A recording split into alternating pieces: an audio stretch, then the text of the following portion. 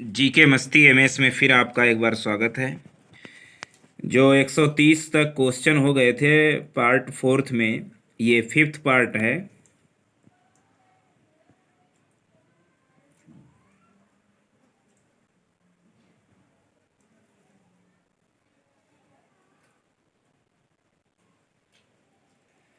तो देखिएगा, पहला क्वेश्चन है, who wrote lives of the English poets.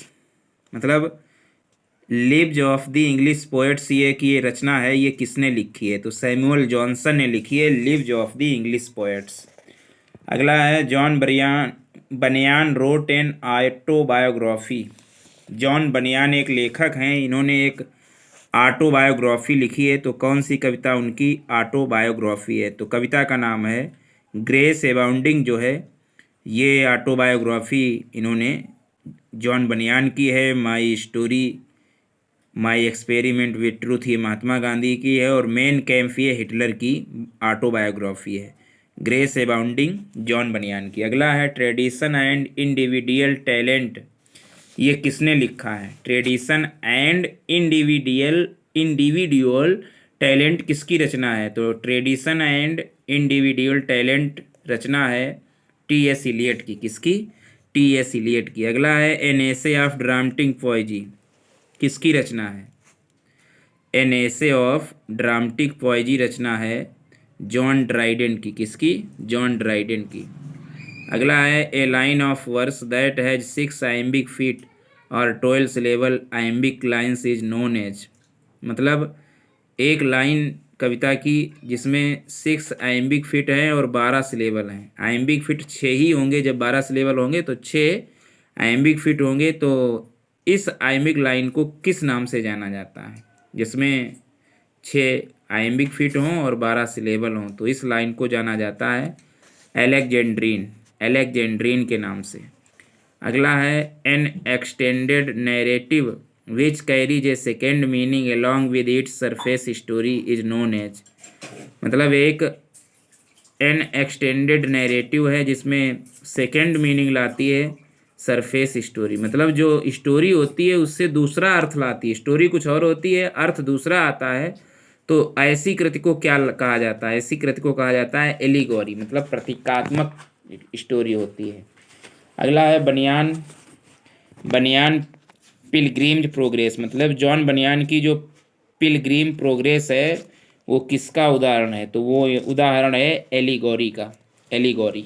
अगला है, Spenser's Faerie Queene is a instance. Spenser की जो फेरी क्यून है, स्पेंसर की फेरी क्यून है, वो भी एलागोरी का ही रचना उदाहरण है। Reversal of situation is, reversal of situation क्या है? तो रिवर्सल ऑफ सिचुएशन जो है वो परपेटिया है। क्या है? परपेटिया है। रिवर्सल ऑफ सिचुएशन परपेटिया है।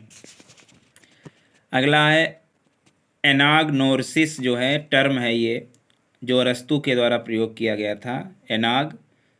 एनाग्नोसिस एक टर्म है जो अरस्तु के द्वारा प्रयोग किया गया था। क्या अर्थ होता है इसका?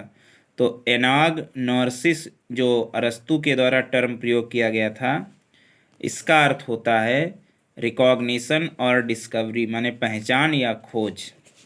पहचान या खोज अर्थ होता है एनाग्नोसिस का। The term used for repetition of a word और phrase as the beginning of successive clauses is. ऐसा टर्म जो यूज किया जाता है शब्दों के रिपीटेशन के लिए या वाक्यांश के लिए, शब्दांश के लिए या शब्द के लिए रिपीटेशन के लिए टर्म यूज किया जाता है सक्सेसिव क्लाउज की शुरुआत की तरह। तो ये कहलाता है एनाफोरा, एनाफोरा कहलाता है। अगला है, a short pithy instructive saying is. एक short pithy instructive saying is क्या कहा जाता है? तो ये कहा जाता है एभोरिज्म। क्या कहा जाता है? एभोरिज्म। अगला है, the term used for the use of an old और ऑब्सोल्यूट वर्ड आइडियम और फॉर्म इज। मतलब एक ऐसा टर्म जो या तो पुराने शब्द या अप्रचलित शब्द के लिए प्रयोग के लिए किया जाता है। मतलब ऐसा टर्म जो पुराने या अप्रचलित शब्द के प्रयोग के लिए किया जाता है, तो ऐसे फॉर्म को कहते हैं आर्किज्म। क्या कहते हैं? आर्किज्म। अगला है an original model on which something is patterned is known as. एक ओरिजिनल मॉडल जो किसी के आधार पर है जिस पर पैटर्नड होता है, एक ओरिजिनल मॉडल जिस पर कुछ पैटर्न होता है उसको कहा जाता है आर्केटाइप। क्या कहा जाता है? आर्केटाइप। अगला है the term used for artists और writers whose ideas are ahead of their time और a new writing showing innovation in style and matter is. ऐसा टर्म जो प्रयोग किया जाता है कलाकारों के लिए, लेखकों के लिए, जिससे विचार पीछे देयर टाइम, उनके समय के विचार जो है पीछे हो जाते हैं और नए विचार जो है दिखाए जाते हैं। मतलब उनके समय के विचार वो पीछे पड़ जाते हैं और नए समय के, आने वाले समय के विचार दिखाए जाते हैं। तो इस स्टाइल को, इस मैटर को क्या कहते हैं? इस मैटर को कहते हैं अवंत गर्ड। क्या कहते हैं? Avant garde. The term used for artist और writers whose ideas are ahead of their time or a new writing showing innovation in style and matter is। Next है Chevy Chase, nut Brown's maid, Coleridge the ancient mariner, Keats la belle dame sans merci, Sir Walter Scott की the lay of last minstrel और Cowper की John गिलपिन, ये किसके लिए जाने जाते हैं? फिर ध्यान दो, चेवी चेस और नट ब्राउन की मेड। चेवी चेस एक कविता है और नट ब्राउन की मेड। कॉलरिज की दी एंशियंट मैरिन और किड्स की la belle dame sans merci. Sir Walter की किताब the lay of the last minstrel, Cowper की जॉन गिलिपिन, ये किस प्रकार की रचनाएं हैं? तो ये रचनाएं हैं ड्रामेटिक मोनोलॉग, बैलेट्स हैं, सॉरी ये रचनाएं हैं बैलेट्स, ये सभी बैलेट्स हैं। नट ब्राउन की मेड, कॉलरिज की दी एंशियंट मैरिनर, केट्स की la belle dame sans merci, Sir Walter Scott की दी ले ऑफ द लास्ट मिनिस्ट्रेल और काउपर की जॉन गिलपिन, ये रचनाएं हैं बैलेट्स। अगला है द आइम्बिक पेंटामीटर। जिस आइम्बिक पेंटामीटर 5 फीट होते हैं इसमें, तो ये अनराइम्ड होती है। अनराइम्ड फॉर्म किस नाम से जाना जाता है? तो ये जाना जाता है ब्लैंक वर्स। मतलब आइम्बिक पेंटामीटर हो, मतलब जिसमें फीट 5 हो, सिलेबल्स 10 हों और जिसकी रिदम ना हो, तो उसे ब्लैंक वर्स कहते हैं। और जिसे आइम्बिक पेंटामीटर हो और अनराइम हो, तो उसे ब्लैंक वर्स करते हैं, ध्यान रख लो। The term use for a break और a pause in middle of verse line और ए काइंड ऑफ पॉज और break in a line of verse.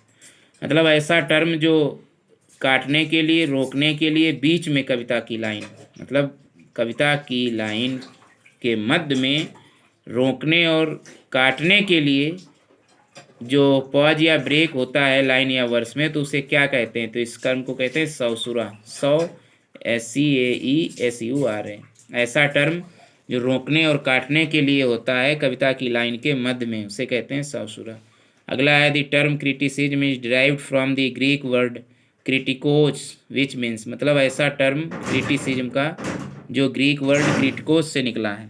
Criticism जो टर्म है, क्रिटिसिज्म, ये यूनानी शब्द क्रिटिकोस से निकला है, जिसका अर्थ होता है क्रिटिकोस का एबल टू डिस्कर्न एंड जज।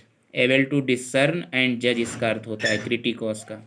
अगला है which kind of poetry has something of ubi sunt motive where are they are lamenting the past. मतलब कविता किस प्रकार की होती है जो समथिंग ऑफ उबिसंट मोटिव। कौन सी कविता? उबिसंट मोटिव, जिसका फार्मूला है वेयर आर दे। मतलब उबिसंट मोटिव, मोटिव का जो अर्थ है वेयर आर दे, और जो भविष्य नहीं बल्कि भूतकाल के लिए रोया जाता है, तो ऐसी कविता कहलाती है एलेजी। यूबिसंट मोटिव इसका है इंग्लिश, ये तो अंग्रेजी शब्द है, लैटिन का, हिंदी में होगा वेयर आर दे। तो इस तरीके के विधान पर जो कविता होती है, पास्ट के लिए रोया जाता है, तो उस कविता को कहते हैं एलेजी। मिल्टन्स की लाइसिडस जो 1637 में लिखी गई, किसकी मृत्यु पर लिखी गई? एडवर्ड किंग की मृत्यु पर। शैली ने एडोनिस 1821 में लिखी, ये भी एक एलेजी है, किसकी मृत्यु पर लिखी गई? तो लिखी गई कीट्स की मृत्यु पर।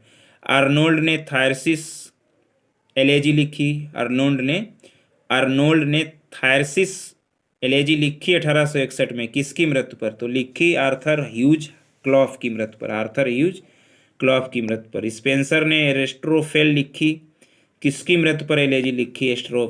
एस्ट्रोफेल।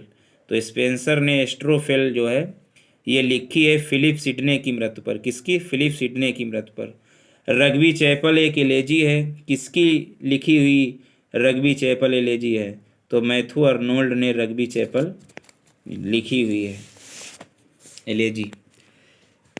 अगला है secondary epic is known as, secondary epic किसे जाना जाता है? तो सेकेंडरी एपिक जो है वो लेजेंडरी एपिक को जाना जाता है, लेजेंडरी एपिक को सेकेंडरी एपिक जाना जाता है। The Mahabharata and the Ramayana क्या है? ये एपिक है।